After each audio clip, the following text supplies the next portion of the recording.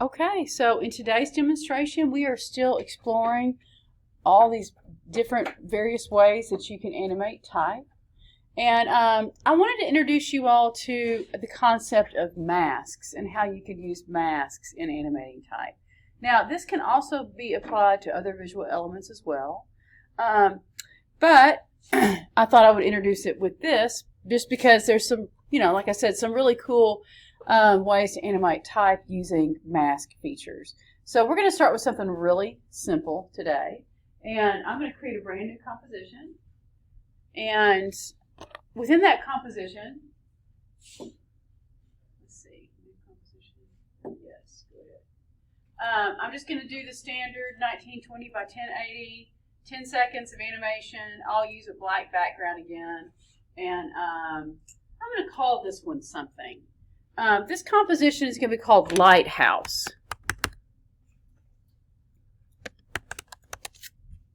Not horse, but house. I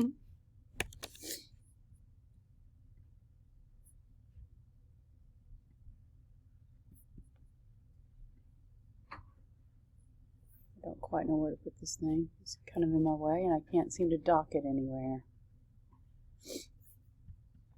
So in the composition window, I'm just going to type the word lighthouse.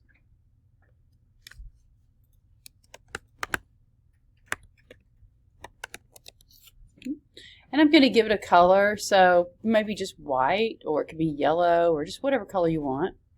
Remember to turn your caps locks off if you've typed it in capital letters.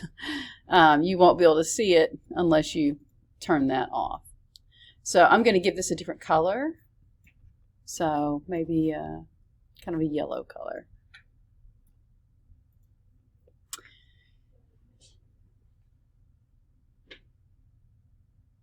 So we're not actually going to animate the type, but it'll look animated because we're going to use a mask. And it's going to have a soft edge. It's going to be a circle. And it's going to look like a light is being shined on the word lighthouse. So we will only see the word itself as we see the light or the mask pass over these letters. And so that will make the type appear as though it is animated to align with the theme of a lighthouse and, the light on the house. So how we're going to do this is we're going to create a shape right on this type layer. So if I were to deselect this layer and then create a shape, what I would end up with is just another shape layer. And it won't really have any relationship to the type layer. So if you want to create a mask for type, you're going to have to create that shape on that particular layer. And when you do that, you also want to make sure that you are in mask mode. So let's see here. I'm going to go, where are my tools at? I guess they're up here. I was in my last class, and I'm now expecting things to be in different places. I'm going to use the ellipse tool. And I need this option up here to be engaged. Let's see. Do y'all see those little buttons up there? Right here, they're kind of grayed out. One is for creating a mask, and one is for creating a shape. So hang on a second. Let me backtrack. Maybe it was a order of things. I don't know. Could be.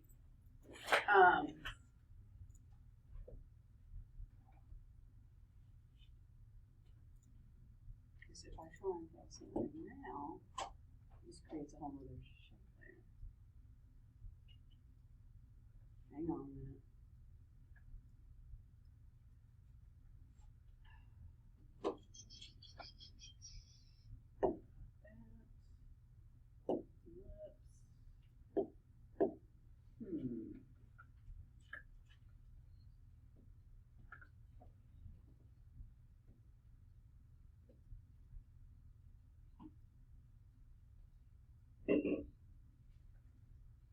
Does anybody else see those buttons? Are they grayed out? Grayed out.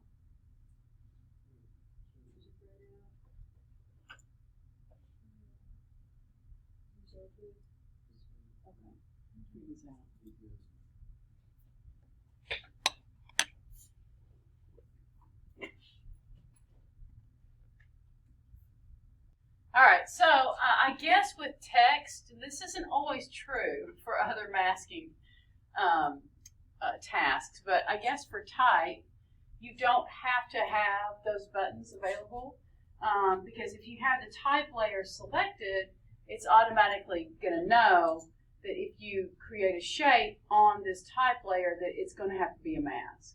So with my ellipse tool selected, I'm just going to click and drag a circle. And it automatically makes it a mask. In fact, it even shows you that it does in the layer itself. So that's why we didn't have access to those buttons. Now, right now, this mask is pretty crisp, okay? And let's just animate it really quick, and then we can come back and adjust its appearance if we want to. So, I'm trying to find the path options. I don't think that is animatable. The mask is the mask path. So that is what we're going to be animating, is the mask path.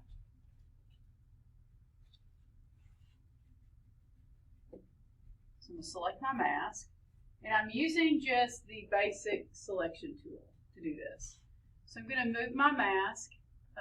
And let me tell you, selecting can be a little bit of a nightmare. Make sure that you're using your, I think that there is just a basic selection tool, but that's not giving me an option. So I'm going to deselect and then reselect the path. It takes a second. Okay, so it's very sensitive. Now I've got it in. You can also, as you can see, you can also edit the path of a mask. So I'm going to deselect it, reselect it. My goal here is to pick it up and move it without distorting it. So now I'm going to move it out to the side. So that's where it's going to be at the beginning of the timeline. And so and that was the path that I moved. So I'm going to hit the stopwatch to create a keyframe right there. That's where that position is going to begin. All right, and then I'm going to move my playhead all the way to the other end, to the 10-second mark. And I'm going to move this path right over these words and have it end up on the opposite side. All right, and then I'm going to play it.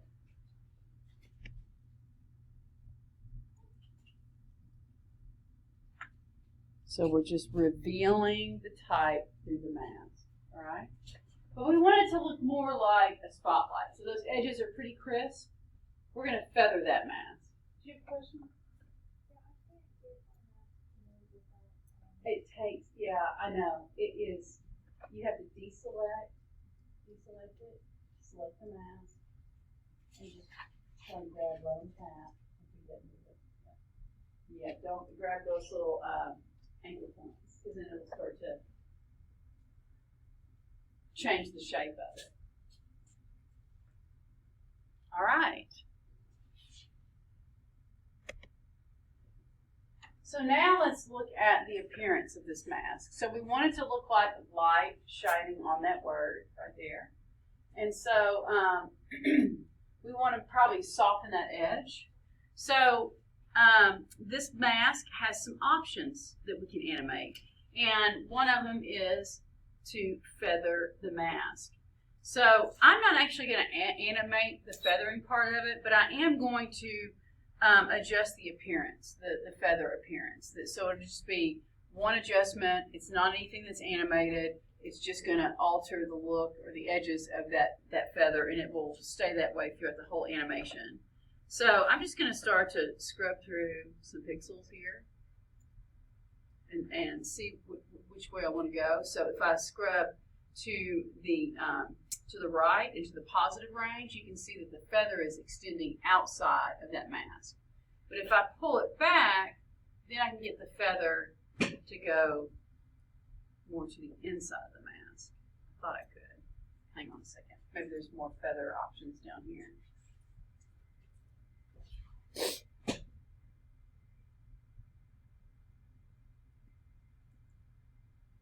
Oh, mark expansion. I can bring it in. I can think that's how you get the feather on the inside. Yep, that's it. So if you want the feathering to happen inside, then you just set the mask expansion. I think I said mark expansion. I didn't mean that.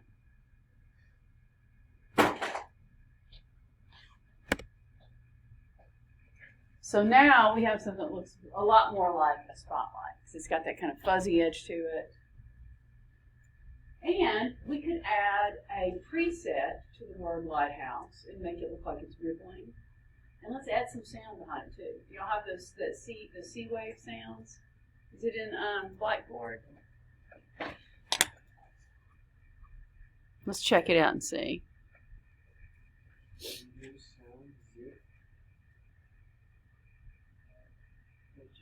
Okay.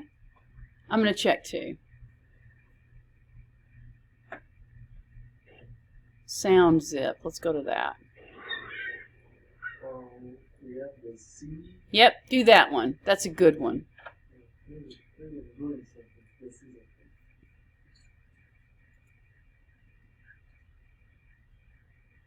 And make sure that wherever you save, if you're saving this file, that asset also gets saved in the same folder.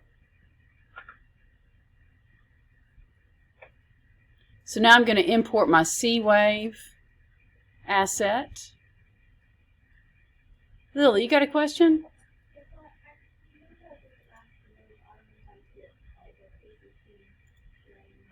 Okay. Sure. Hold on just a second. I'm going to import my sound.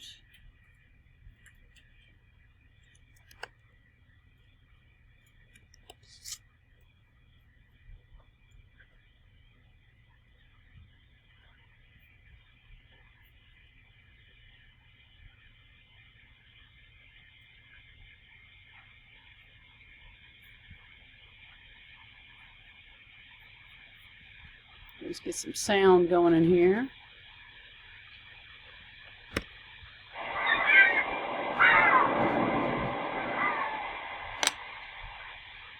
Wait a minute, I added it to the wrong composition. Add it to this one.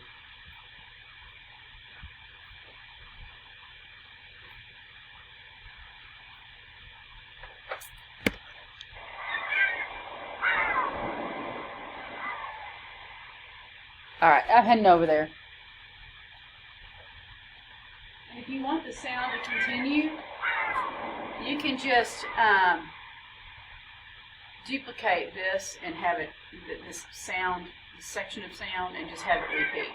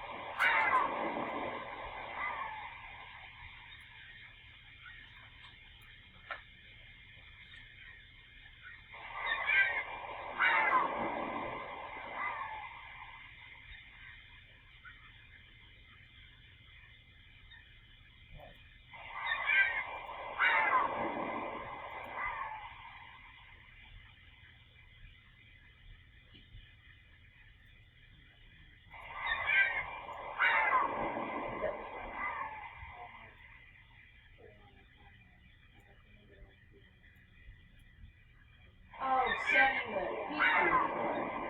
Is that right? Yeah. Okay. So you just set it for your phone.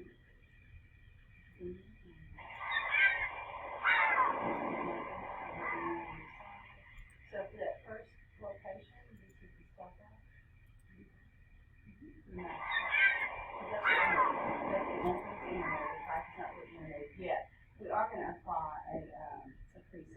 it's wavy, and that way it aligns. And so then I would just move this playhead all the way to the open end. And all you do is select the mask and move it all the way to the open end. I know, it takes some practice.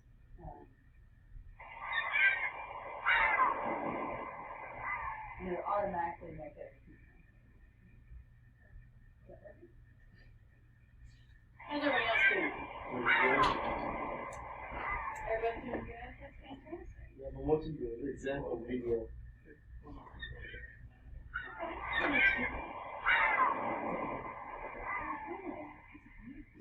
Where'd you get that? On the pretzels? Yeah, website?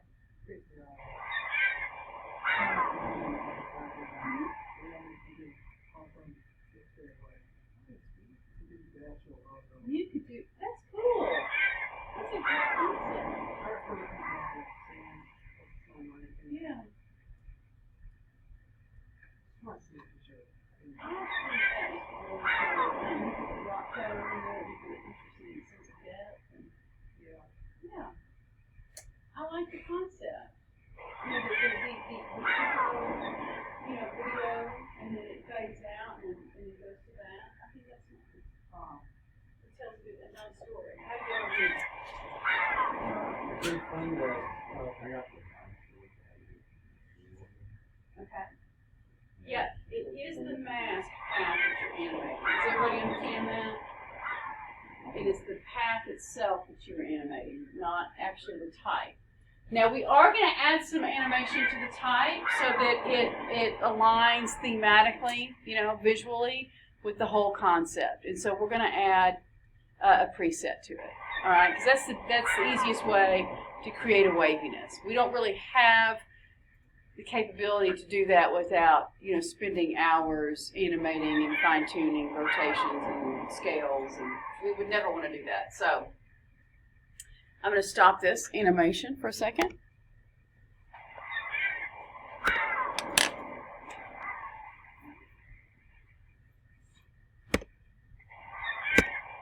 Okay, finally it stopped. So we're just going to add a preset to this, and I want my sound to last a little bit longer. So what I can do is just duplicate my C wave layer and then take that sound snippet and just overlap it so that it's just continuous throughout the entire animation. It doesn't just cut off.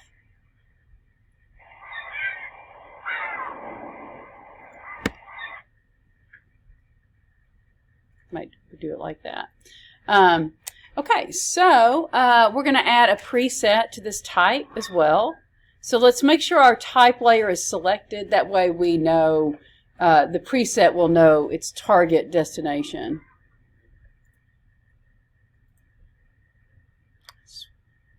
Wish I could get these things to dock better. All right. So we want to go to our effects and presets window. So if yours is open, great. If it's not, you'll want to go to window and look for effects and presets. And remember, we explored the Adobe Bridge. I'm not going to really mess with that today, unless you guys want me to take you on a tour of it again. Do y'all need some more? It's really just a previewing program. It's not something that you actually build anything in or design in. And so it just lets us have a sneak peek into what these presets look like before we apply them. But it's giving us a list of all the presets that we already have at our disposal. So I kind of already know what I want to apply to this, so I'm just going to go and find it. So, and it's the one that we used the other day. So I'm going to go to animation presets, open that up. I'm going to go to text, and then I'm going to go to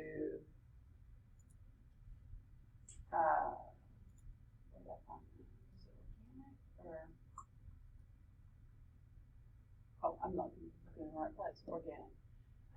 Open that up, and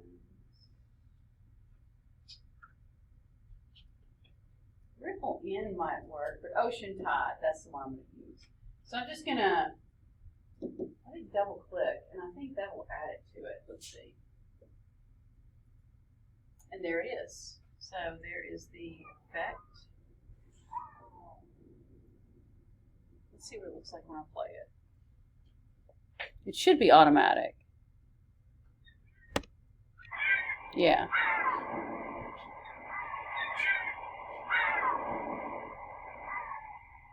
Now you can see the look of it as you apply it.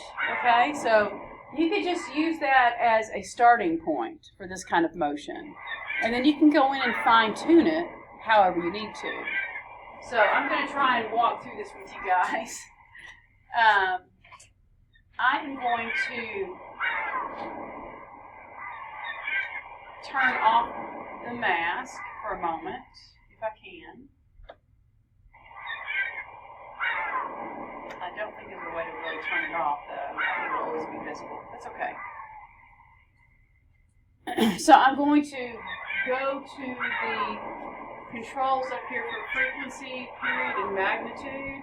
And this is where you can kind of adjust the wave of it, the strength of it, things like that. So, and those are also animatable. So let's see what happens when I take it down below. So it's pretty fast. So I need to go in the opposite direction.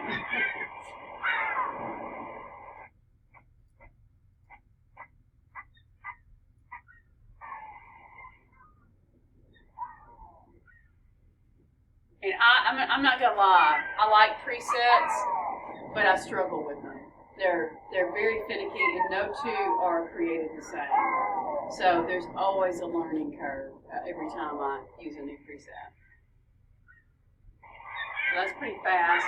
I'm going to take that back down to, I think it was at 100. Okay. And I'm going to also adjust things like the frequency. So let's see what happens here. And I'm just going to be very subtle about it.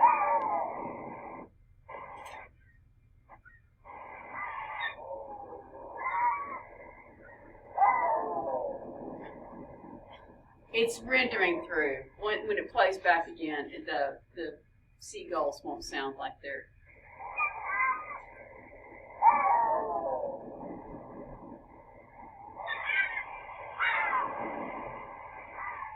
Every time you make an adjustment to a preset, the whole thing's got to re-render at the new setting. And so you'll hear like the sounds won't sound right. Take it down a little bit more. Oh, that's not where I want to go.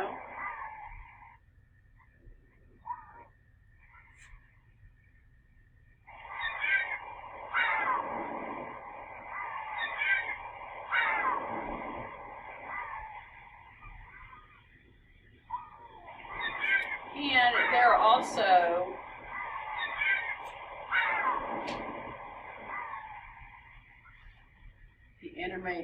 animation options down here. When you open up that effect that's been applied.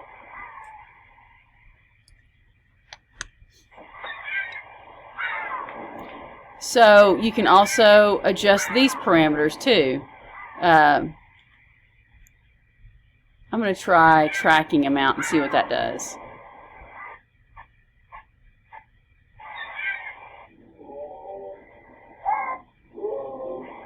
It sounds terrible.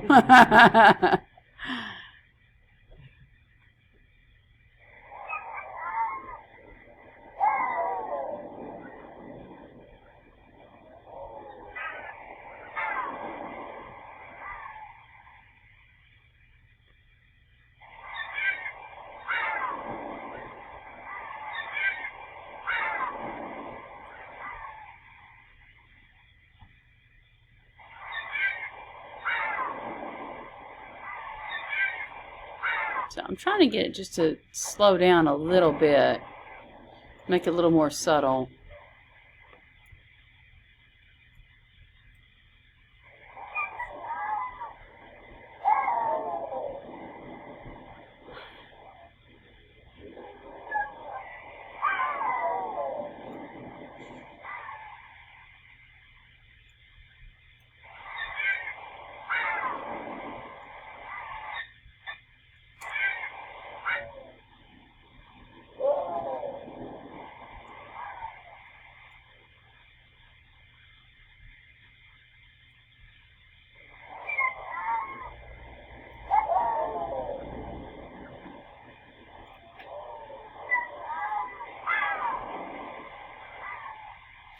Let's see about frequency.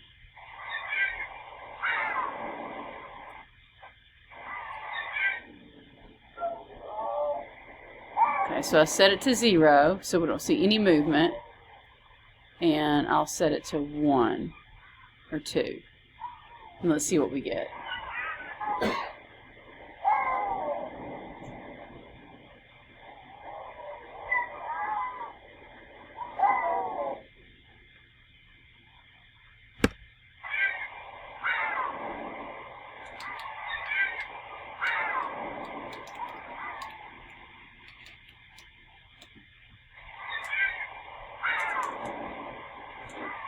So that kind of slowed it down a little bit. So you can, you know, kind of fine tune those presets when you add those to your animation. How'd that work for everybody? Did it work okay? Okay. Did you experiment with all the different,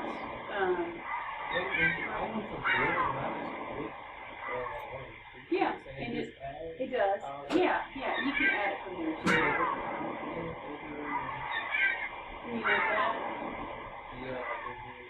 Yeah, it just loops until you hit the space bar and turns it off. All right. You're fine. Let's make our type look like it's breaking apart and going in 2 different directions. How's that sound? We're going to use a mask to do that. All right, so I'm going to stop this. And I'm going to create a new composition. So I'm going to go back to project. And so we created one called Lighthouse. I'm going to hit this new composition button at the bottom. And I'm going to call this one Break Apart.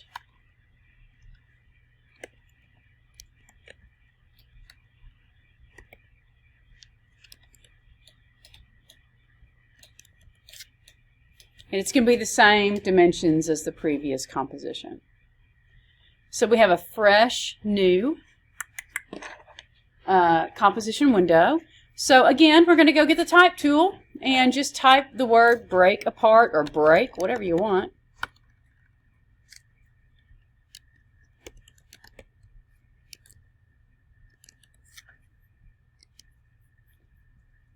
And it's going to center this right here in the middle.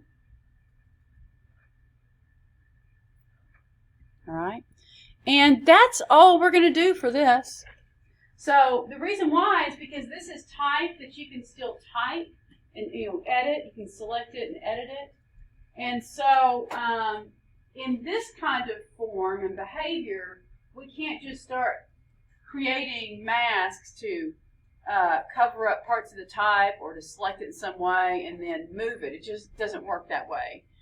We could create masks that move in different positions on here, but the type would stay right where it's at, and the masks would cover as it passes over the static type, but the type won't move at all.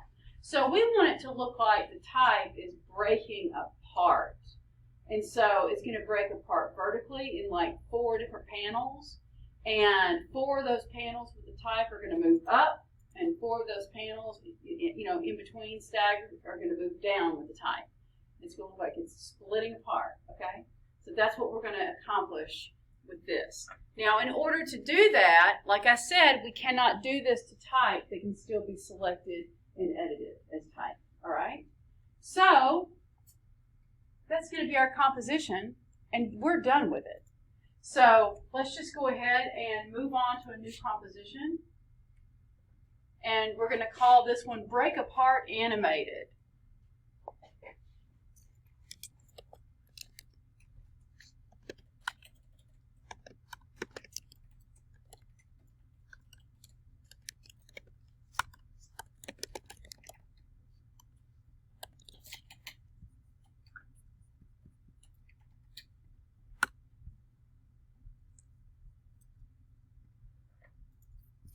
And the next thing we're going to do, because we need to be able to treat this word as a grouped object instead of individual characters that are actual type elements.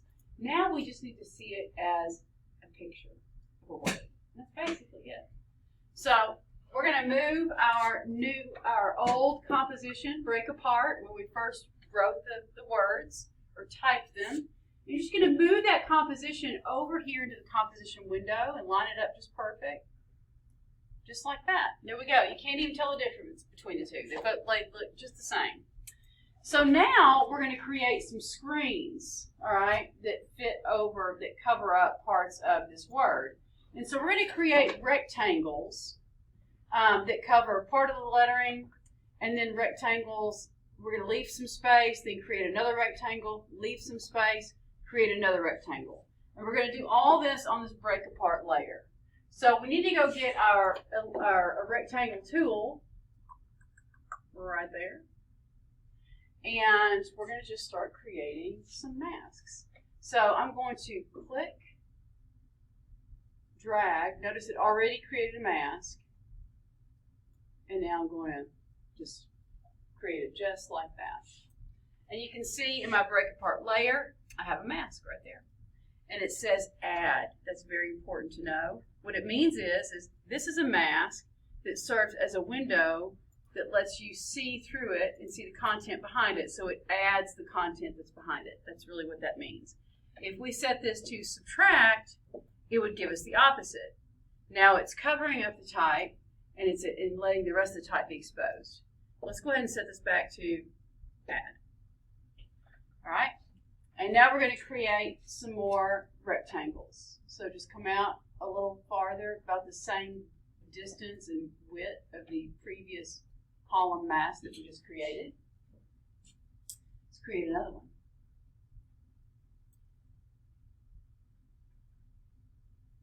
And another one.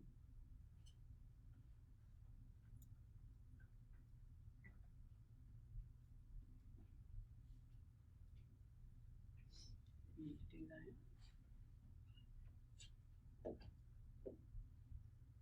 All right. So we're good to go on that. Now we need masks that are going to expose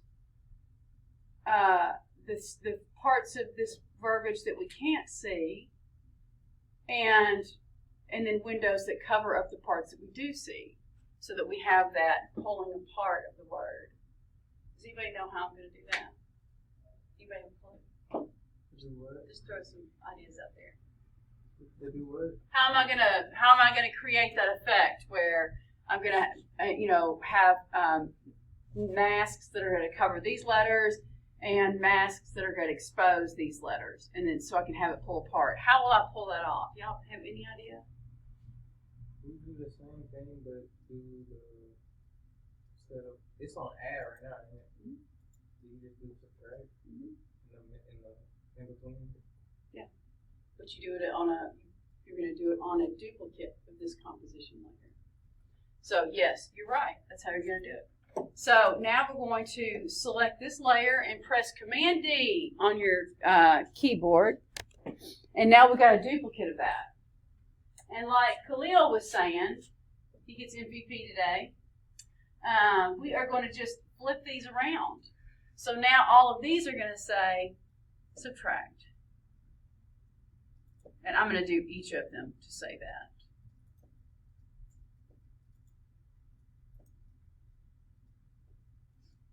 All right, and now we can see all of our verbiage again. So now it's time to animate these guys. So I'm going to start with the top layer, and I'm going to turn my attention to the transform properties at the bottom. And I'm going to set the position for these masks.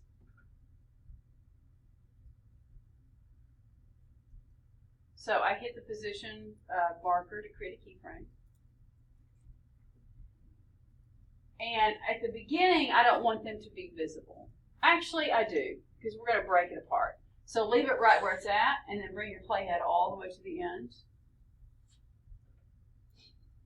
And we're not going to mess with the composition window. These little masks are very sensitive. They're easy to engage and then accidentally change the geometry. And we don't want to disturb, how well these masks fit perfectly together. You know what I mean? So if we start to mess with these paths, then we'll mess up the mask, and it won't quite do its job masking the way it should. So with the position settings, I'm just gonna, I think I'll move this one up. Moving on out of the scene. Here we go. That might be a little high, but always bring it back in. It's just where it sits above the composition window. And you can see outside the composition window, you can't see the visual elements, but you can always see masks and things like that. And that's really helpful when you have visual elements that animate out of a scene and suddenly you can't see them anywhere. They usually will have some sort of a bounding box, depending on what kind of treatment has been applied to them. So as you can see here, we can see the mask sitting way up there. Now I'm going to go to the next break apart layer and go to its transformation properties. And since my playhead is all the way at the end, I'm just going to go ahead and make that go ahead and set the ending position, and then we'll come up and come back and set up the starting position, just because we're already there. So I'm going to set the ending position. So get a keyframe set up there, and then drag this down on the y-axis, just like that. So at the beginning of the animation, that's where that's going to be. It's going to be beneath the composition window. Everybody with me? Okay. All right, and so we're all set for that. And did I set a keyframe for the top one? Let me make sure. I think I did, but I got to make sure.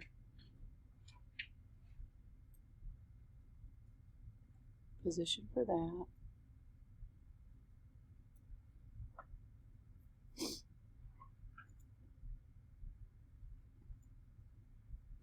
And that and that. Okay.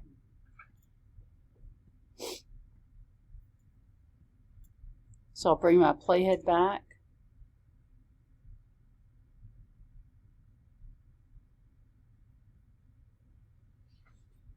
And move the position back so that it aligns with the rest of the type.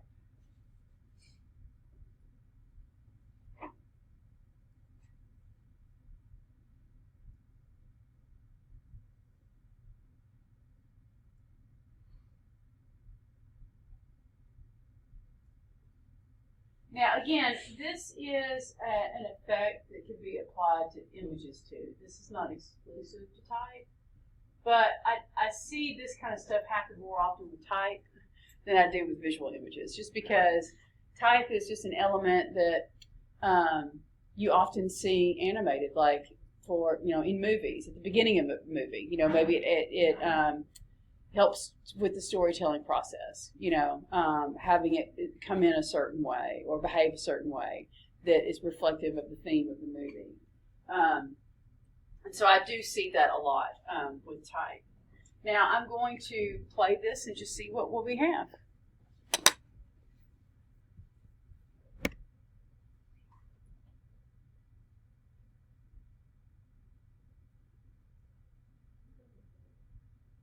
Okay, so that was really, really simple. One thing I'm going to do is bring these keyframes in a lot closer. I want this to happen really fast.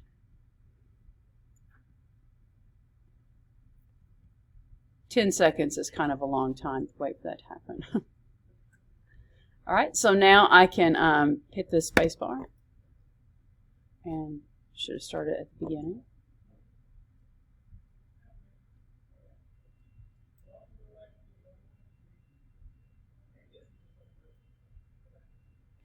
And another thing I can do is let there be a little bit of a buffer at the beginning. So I'm just going to move these keyframes over a little bit. And I'm going to do the same thing with the keyframes below. And so if I move this playhead to line up with the keyframe above, just any one of them, it doesn't matter. But then that gives me an idea of where these need to go. So I can make sure that they happen, at the same time.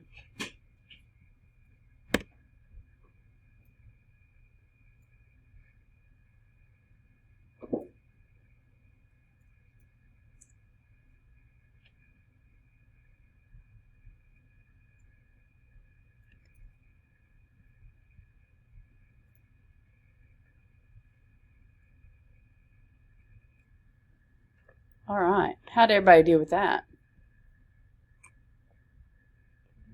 Good. All right. Cool. Let's practice doing some write-on type. Jaden, do you have a question? Okay, you had your arm up. I guess you were stretching. Play it again.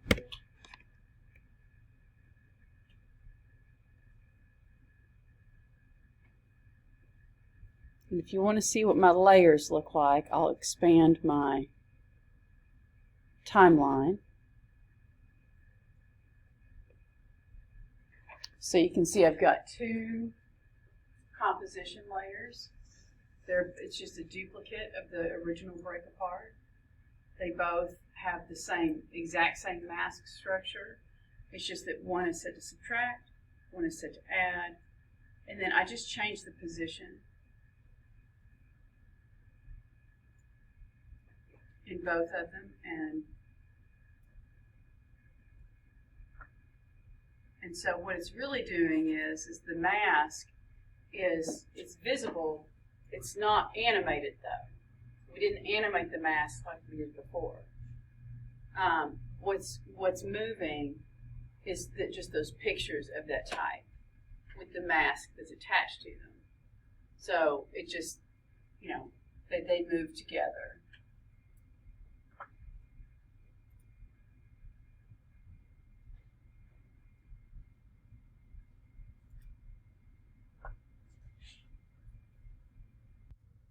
All right, let's experiment with some other things that we can do with type to create some interesting effects. So this next little demonstration, I think is a kind of a nice thing to do, like maybe at the intro of a video or something. It could be an interesting way to add type elements. And this is called write-on type, or it's what I call it. And it's where you actually see the type appearing to be just written on, and it's actually animated in on the path of the lines. So what we're going to do is we're going to create a new composition. So let's go ahead and do that, and I will call this write-on. Write-on type.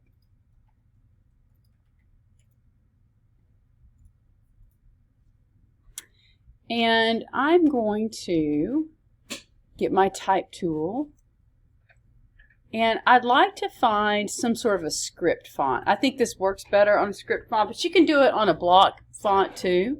But I'm going to start with a kind of a script, so it just kind of has that hand line quality to it. This one might be too foo-foo, but we'll see.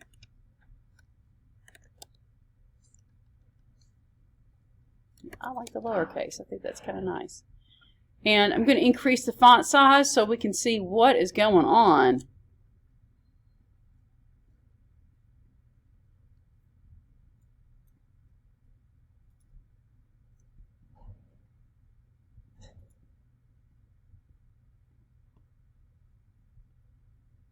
All right. And I'm going to convert this type to outlines.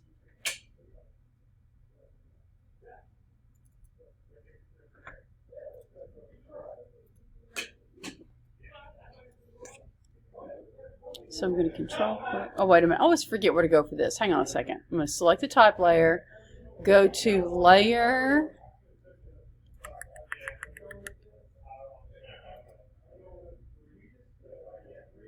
I thought I'd know right where to go. Convert to editable styles. Not quite. Close.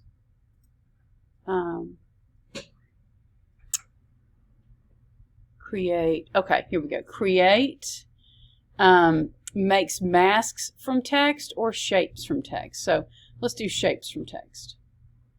So now this is no longer type that we can edit. Of course, we still have our original type layer. Notice the visibility is now turned off, but that's okay. I mean, that's just what it does. And so now let's look at what we have. If we open the type layer, we have a contents folder and a transform folder. If we spin open the contents folder, what we have are outlines of each of these type elements. So we have the one for the T. Should be one for the P, but I don't see it. Oh, I guess it's attached to that.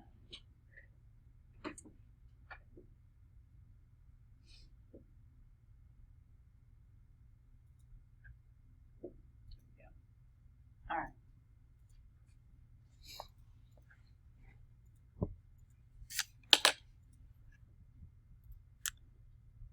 So what I would like to do is I'm going to select the letter T first, and I'm going to add a trim paths effect to that.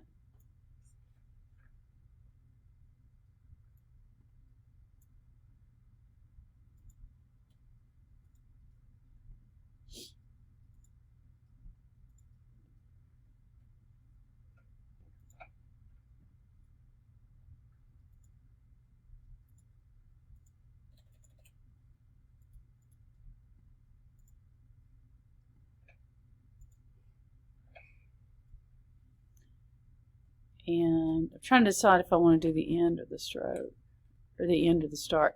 I guess I'll set the start for it. So at the start, I would like this to be completely off, and then I'm going to hit the stopwatch. And I will do that with all of these letters. So I'm going to apply trim paths to each of these. And the reason why I'm adding trim paths to each of these individually, you can add trim paths to where it applies to all of them, but they all write on at the same time. So if you want it to be write on type, letter, then letter, then letter, one letter at a time, then you'll have to apply this trim paths to each letter character shape. So I just added it to the Y, and now I'm going to open that effect and bring the start down to 0 or 100%. And then I'm just going to go on down to the P, which the E is actually attached to that as well.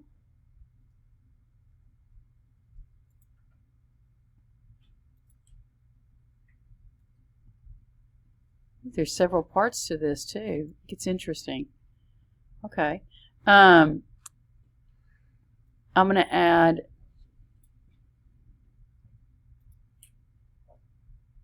there's merge paths. That's interesting. I've never seen a letter built like that in here, but anyway, I'm going to add the trim paths to that.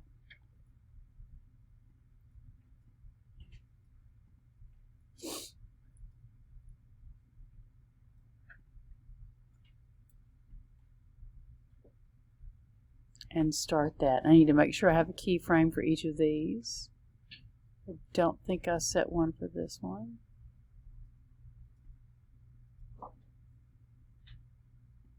All right. And so now I'm going to bring the playhead out a little bit. We got 10 seconds, so I'm going to come out like to the second, 2 second mark. And then I'm going to create another keyframe because I want it to be, just a little bit of a buffer at the beginning. And I could have actually created my first keyframe right here instead of the beginning, but it doesn't really matter. And then by the maybe 4th second mark, let's just see how that works. Then I'm going to bring that type in.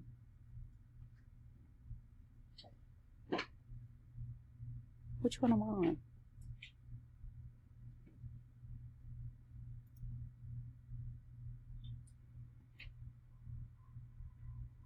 Why is it not showing me my type? Is it working for anybody else?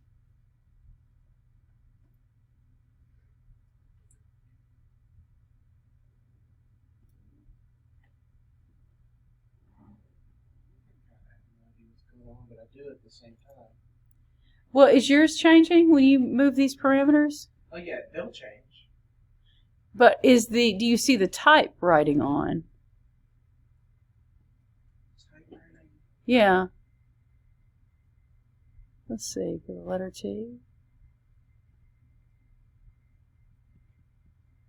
That's weird. That's working for me. Yeah, it's not working for me. I don't know if it's just my computer, because my computer is acting weird. What about anybody else? When you reset the start percentage, does it write on? Yes. It did for me too up there when I was demonstrating, but right now it's decided it doesn't want to work. Let me try another one.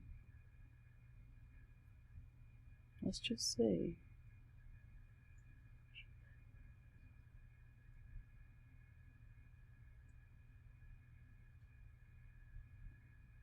So this start path, I'm going to move it here, and then come out a little bit, and write that on.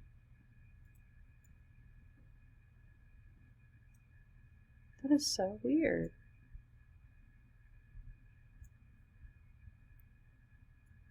It's not doing a darn thing.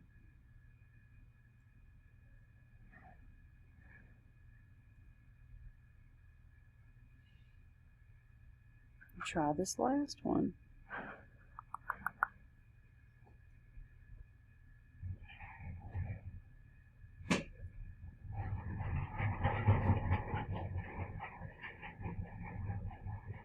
That's bizarre. I don't understand that at all. It could just be that type element and how it translates to this effect probably doesn't work great on every single type style, but I thought it would on this one.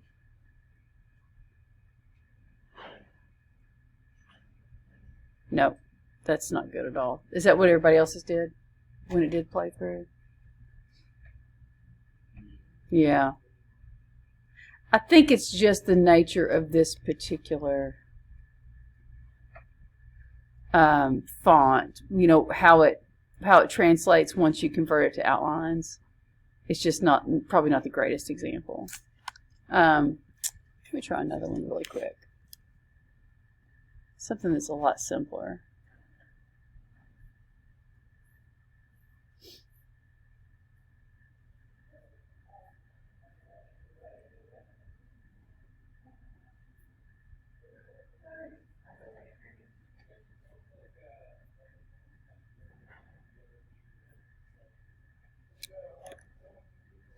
I think that was the one I just had.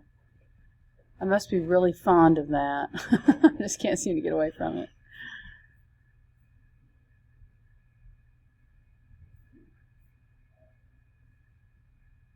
Oh well, I'll just do this one.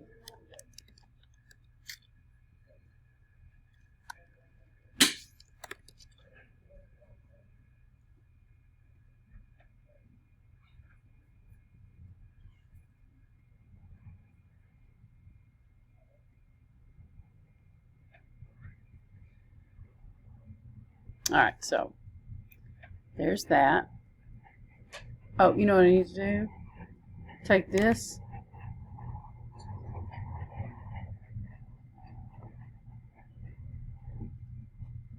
I'm going to delete this one. Okay. So I will convert this to outlines. Let's see how this one does.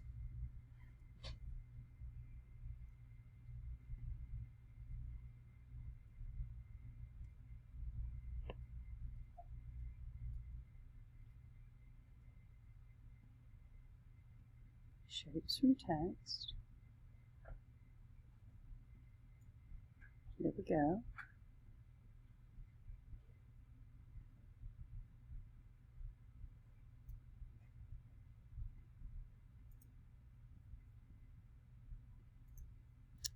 And I'm going to give this no fill, but I am going to give it a stroke outline. Let's see how that works.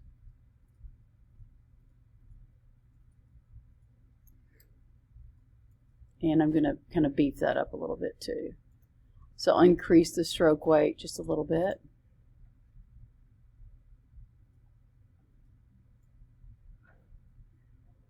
If I can, it'll be there. It's no longer tight.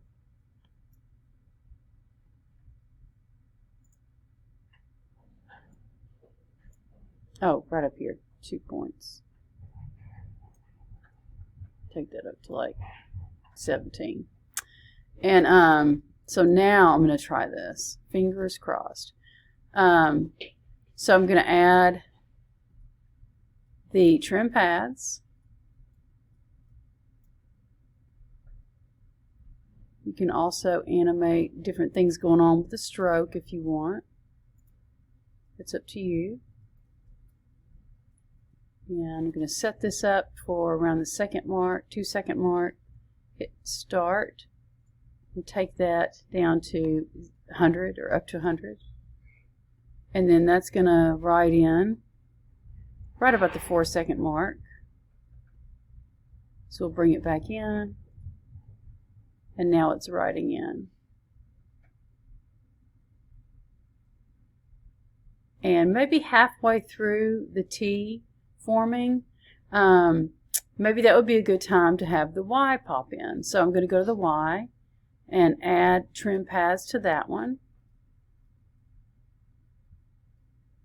And I'll open up trim pads, bring the start up to 100%, click the stopwatch, and then about half a second after the previous animation,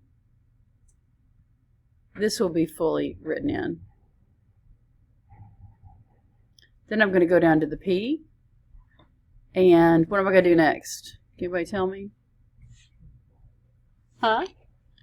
Trim pads, that's right. So I'll go to add, get the trim pads, I think that was supposed to go with the other one.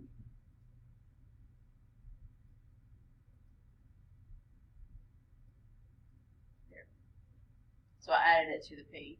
Now I'm going to open that up. And I need to set my marker.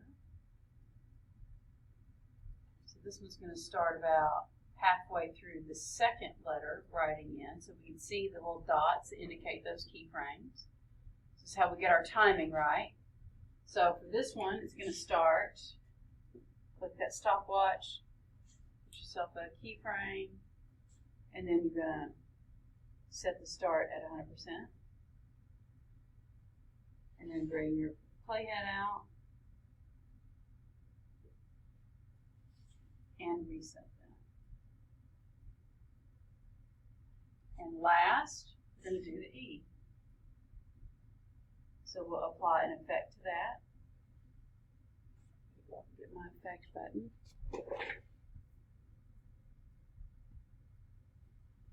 Add trim pads. And then we're going to open up trim pads.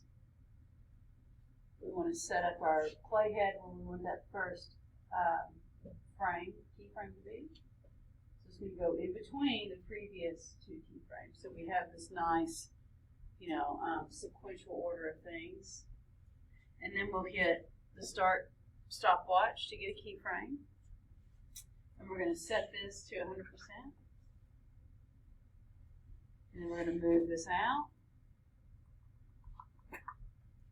And then we're going to take it down to nothing. Well, to 100%. That always confuses me. 100% to me makes me think it's, it's all visible. Now we'll take this back. And let's see what we have. You guys have already probably finished this, and you're just being kind, watching me mumble through this, but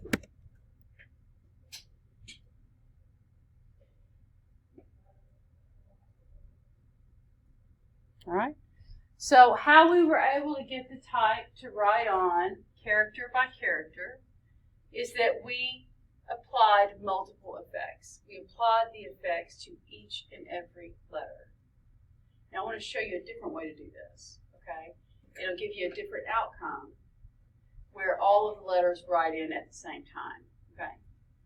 And so what I was trying to tell you guys last week, but it just wasn't working out for some reason, it just kind of turned into a dumpster fire, my presentation did, because I could not get my effect to move. It was driving me crazy, where you can restack it. So I don't know what the deal was, but I'm going to show it to you today. Fingers crossed it'll work. It might have just been that I was plugged into too many things. I have no idea, but the show must go on. So I'm going to do this really quick, and you can follow along if you'd like, or you could just sit back and watch. I'm going to create a brand new layer.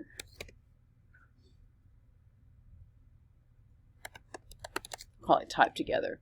But I'm still just going to type the word type, so that way I know the difference between the two. So, type, and I need to get that down here so I can see it. And I'm going to convert it to outlines because I think the fill kind of messes it up a little bit. So you're going to select it and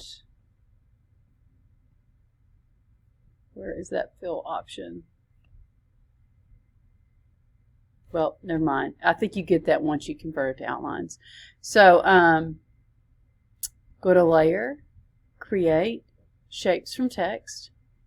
And now we have the fill option. I'm going to turn that off. And I'm just going to have a stroke option.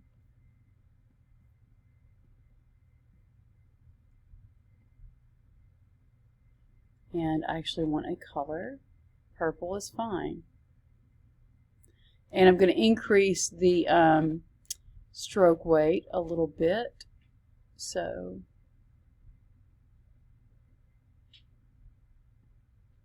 all right.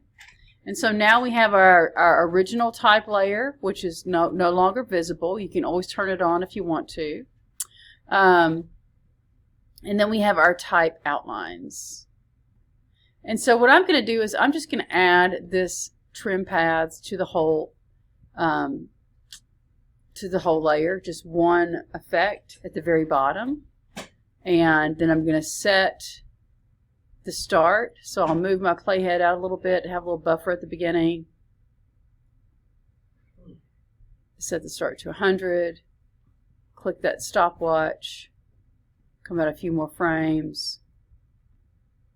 Set it to 0.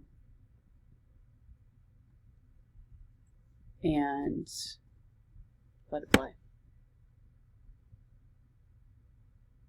So see how they're all writing in at the exact same time? Okay. And then what I was trying to show you last week was how you can move that effect. I'm just going to spread these out a little bit more. So the way the effect gets applied depends on where it's placed in that layer. So right now the trim paths, it sits at the bottom, and so the way it works is this effect is going to affect every layer above it or sub-layer above it. It works from the bottom up. So if I pick this up and put it in between the Y and the P and the E, and then I play it,